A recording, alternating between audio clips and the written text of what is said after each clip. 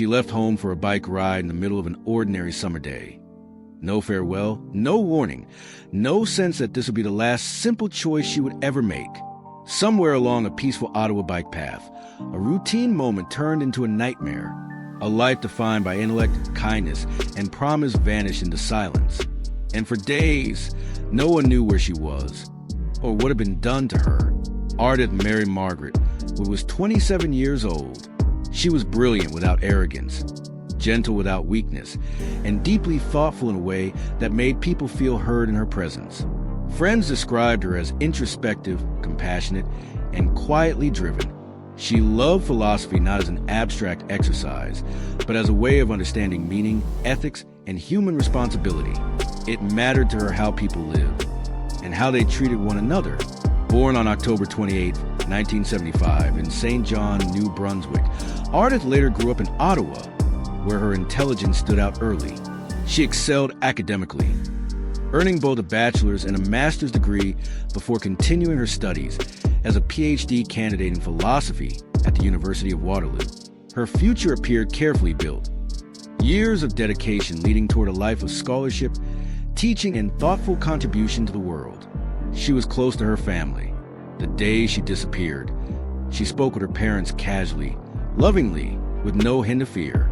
She told them she was going out for a noon bike ride, a familiar route along the Sir George H.N. Cartier Parkway, a stretch of path locals considered safe, scenic, and ordinary. Cyclists passed through daily. Families walked nearby. Nothing about it suggested danger. That assumption that safety was guaranteed in daylight on a public path in a quiet Canadian city would soon be shattered. What makes Ardeth's story so devastating is not only how it ends, but how full her life already was. She was not reckless. She was not isolated. She was not living on the margins. She was someone who trusted the world enough to move freely within it, and that trust would be exploited in the most unforgivable way. August 6, 2003 began without ceremony. No storm clouds, no warnings, just a warm summer afternoon unfolding the way it always had. Ardeth spoke to her parents before leaving. It was an ordinary exchange, light, familiar, forgettable in the way moments only become unforgettable after they're gone. She told them she was heading out for a bike ride. Nothing long or unusual, just a midday break along a route she had taken before. The Sir George H.N. Cartier Parkway bike path stretched quietly through Ottawa's East End, tracing the edge of the river and cutting through wooded areas that felt peaceful rather than remote. She left sometime around noon. By all accounts, Ardeth never showed signs of fear. There was no hesitation, no mention of unease. She didn't pack for a long trip. She didn't tell anyone to expect her late. She simply went out, trusting that she would return the way she always had. Hours passed. Afternoon turned to evening, and the silence began to feel wrong. When Ardeth didn't come home, her parents' concerns sharpened quickly. This wasn't like her. She was responsible, predictable, thoughtful about her time. A bike ride didn't turn into an all-day disappearance. Calls went unanswered. There was no explanation waiting in voicemail, no casual reason for delay. As daylight faded, anxiety turned into dread. Police were notified, and within a short time, what had begun as a missing person report escalated into something far more serious. Officers retraced the route she was believed to have taken. The bike path, so ordinary hours earlier, now felt ominous in the gathering darkness. Every bend, every cluster of trees, every stretch of tall grass became a question without an answer. There were no witnesses who could say for certain what happened to her. No screams reported. No obvious signs of struggle. Just absence. That absence echoed loudly.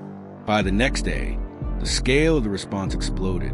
Ottawa police launched one of the largest search efforts the city had ever seen. Officers, search and rescue teams, military personnel, and hundreds of volunteers combed the area methodically. They searched the path, the woods, the riverbanks. Dogs were brought in to follow scent trails that faded and vanished. Posters bearing Ardeth's face appeared across the city, her calm expression staring back at strangers who now felt personally invested in her safe return. The case dominated news coverage.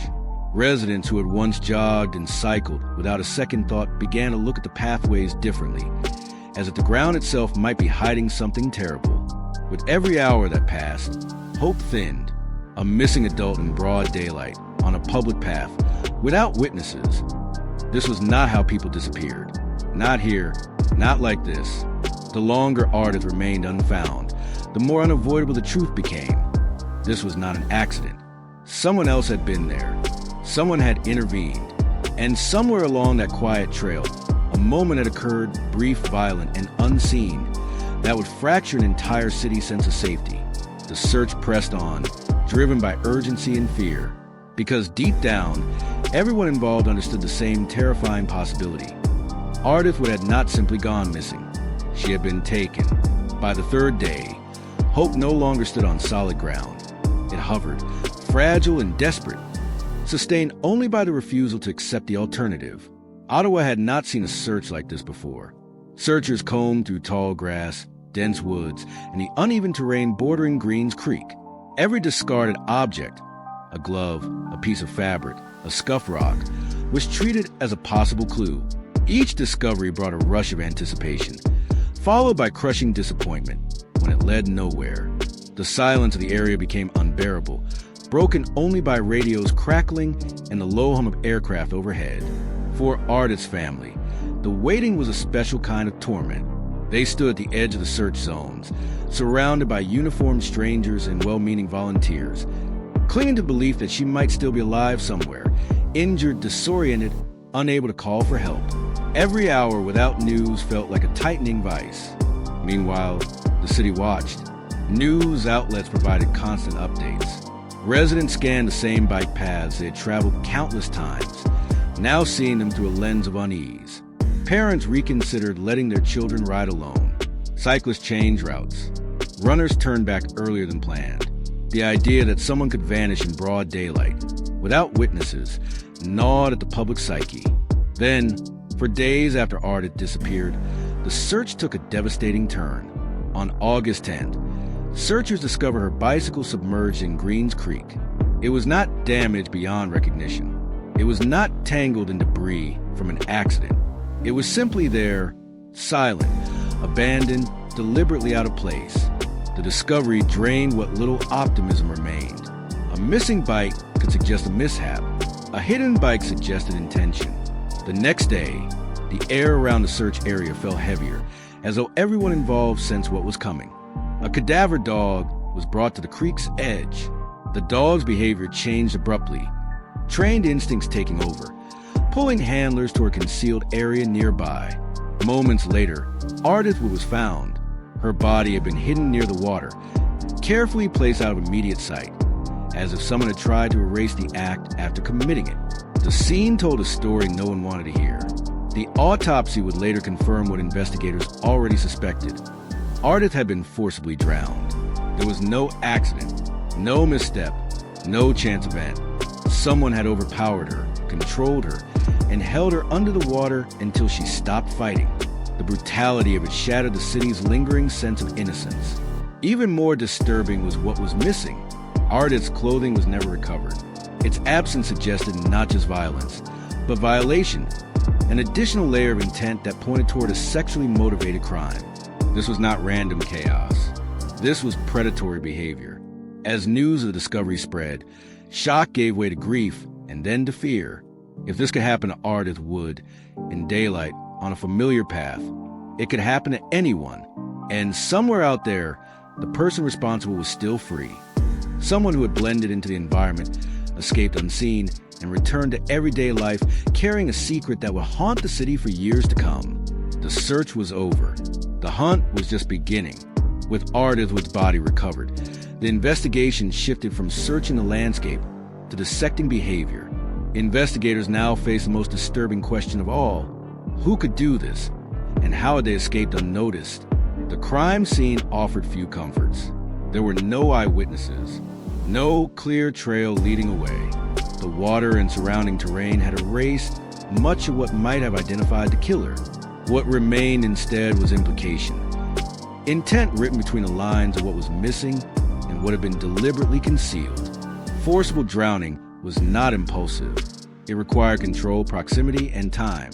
It meant Ardeth had been overpowered at close range, likely surprised, likely struggling in terror as someone held her beneath the surface until resistance stopped. This was an intensely personal act of violence, one that demanded domination rather than distance. And the missing clothing deepened investigators' fears. This was not merely an attack that went too far. It carried the hallmarks of sexual predation. Someone had taken something from the scene, either as concealment, gratification, or both. As police widened their scope, unsettling information began to surface.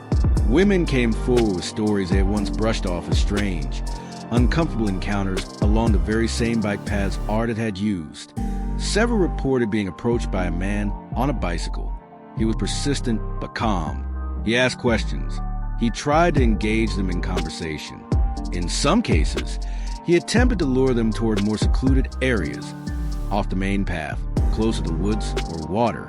At the time, none of these encounters had seemed criminal enough to report. Now, taken together, they formed a chilling pattern. This was not a random passerby. This was someone familiar with the terrain. Someone who understood sight lines, escape routes, and moments of isolation. Someone who had tested boundaries before crossing them completely. Police released a composite sketch based on these encounters. The face stared out from newspapers, television screens, and bulletin boards across Ottawa. The message was unmistakable. The killer could be anyone you passed on the path. Fear settled into the city like a fog. Behind the scenes, investigators worked relentlessly. They reviewed tips by the hundreds. They analyzed known offenders. They looked for anyone with a history of sexual violence, anyone who lived near the path, anyone who owned a bicycle and fit the composite image. Each lead carried hope, and most collapsed into dead ends. For months, then years, the case refused to loosen its grip. Ardeth Wood's killer had vanished back into ordinary life. He had walked away from the creek, cleaned himself up, and re-entered a world that had no idea what he'd done. That possibility, the thought that a murder was blending seamlessly into the community, was perhaps the most terrifying truth of all. But predators leave echoes, patterns repeat, and eventually, the silence breaks. Because while Ottawa mourned, the man responsible did not stop being who he was. And that would be his undoing. Time passed, but the case never went cold. It simmered. Police shifted strategy. They focused on behavior rather than a single moment in time. Who frequented the paths regularly?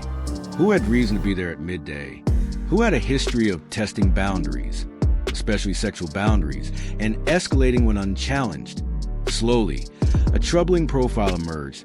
A young man, comfortable on a bicycle, socially unremarkable, capable of appearing harmless. Someone who blended in. Someone who relied on the fact that people are conditioned to trust what feels familiar.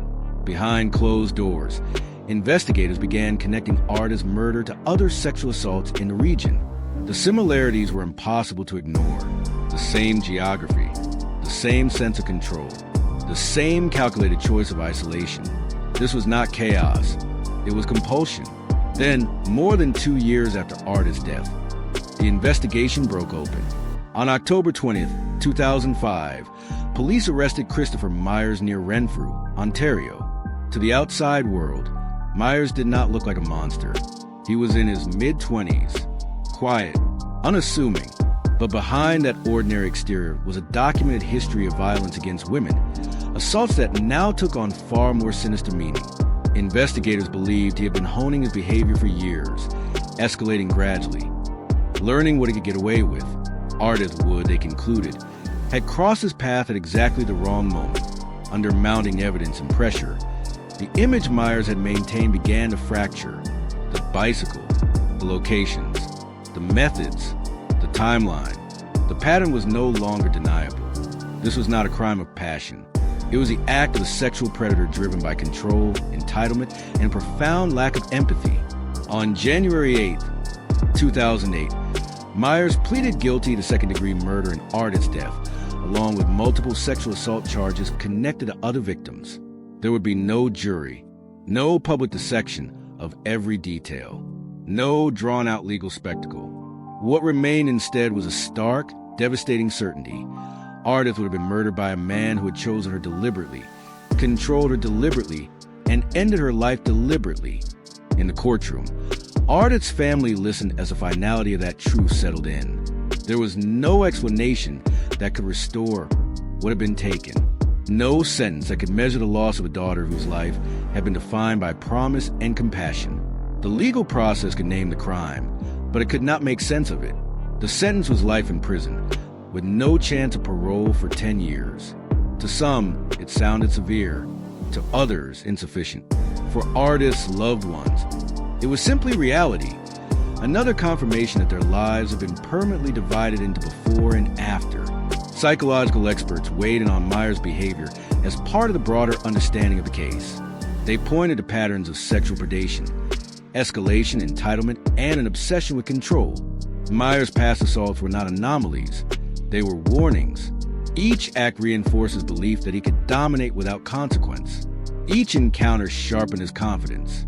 Ardeth's murder, in this light, was not an outburst. It was an inevitable result of unchecked behavior and missed opportunities to intervene. That realization haunted the proceedings. How many moments had existed where something could have stopped him sooner? How many uneasy encounters had gone unreported? How many signs had been minimized because they seemed too small to matter for the community? The conviction brought a measure of closure, but also a reckoning. Ottawa had long prided itself on being safe, predictable, orderly. Ardeth's murder shattered that self-image. It forced residents to confront an uncomfortable truth. Danger does not always announce itself.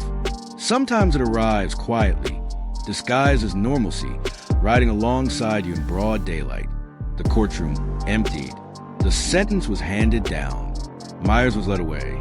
But the echoes of what happened along that bike path, in that creek, in that single stolen afternoon, did not fade, because justice, while necessary, does not erase trauma. And Ardeth Wood's absence continued to be felt in lecture halls she would never teach in conversations she would never have, and in a city that would never again see its pathways the same way. Even after the courtroom doors closed and the sentence was finalized, the story did not end. It couldn't. Crimes like this do not conclude with a verdict. They linger, settling into the lives they touched and the questions they leave behind. For Ardeth Wood's family, grief became a permanent companion. There was no returning to normal, only learning how to live around the absence of someone who should still have been there. Still studying, still thinking, still becoming. Birthdays passed. Milestones arrived without her. The future they had imagined for their daughter was replaced by memories that felt both precious and unbearable. Friends and colleagues remembered Ardeth not as a headline, but as a presence, a woman whose intellect was matched by her kindness, whose curiosity drew people in, whose life was defined by purpose rather than spectacle. In honoring her, they refused to let the violence that ended her life define who she was. Her legacy took shape in meaningful ways. Scholarships were established in her name at Carleton University and the University of Waterloo, ensuring that future students, people who shared her love of learning, could pursue their education because she had existed. A Bebb's oak tree was planted in Ottawa's Dominion Arboretum, growing quietly, year after year, a living marker of a life that should have had decades more to unfold. But beyond memorials, Ardeth's murder changed something deeper. Ottawa's bike paths were no longer just scenic routes. They became symbols of a hard-earned awareness that safety is fragile, that danger can hide behind familiarity, and that predatory behavior often announces itself in whispers long before it screams. Patrols increased. Conversations shifted. People began to take discomfort seriously instead of dismissing it as overreaction. Still, unresolved questions remain. Could the warning signs have been recognized sooner? If earlier encounters had been reported, would Ardeth still be alive? How many predators rely on silence, politeness, and doubt to keep moving freely among us? And perhaps the most unsettling question of all, how many times do people cross paths with someone capable of this kind of violence and never know? Ardeth Wood's story forces us to confront the uncomfortable realities of human nature. How control can masquerade as charm, how danger often looks ordinary, and how devastating the consequences can be when escalation goes unchecked. Her life mattered. Her death mattered. And remembering her means more than retelling what happened. It means paying attention to the patterns, listening when something feels wrong, and refusing to minimize behavior that signals harm. As you sit with this story, consider what it reveals, not just about one crime, but about the world we move through every day. If this case raised questions, stirred emotions, or sparked theories in your mind, share them. Talk about what stood out to you. Reflect on what could have been different. And if you want to explore more stories like this, stories that examine the darkest corners of human behavior while honoring the lives forever changed by it, remember to subscribe and turn on notifications. Because these stories are not just about crime. They are about memory, awareness, and the cost of looking away.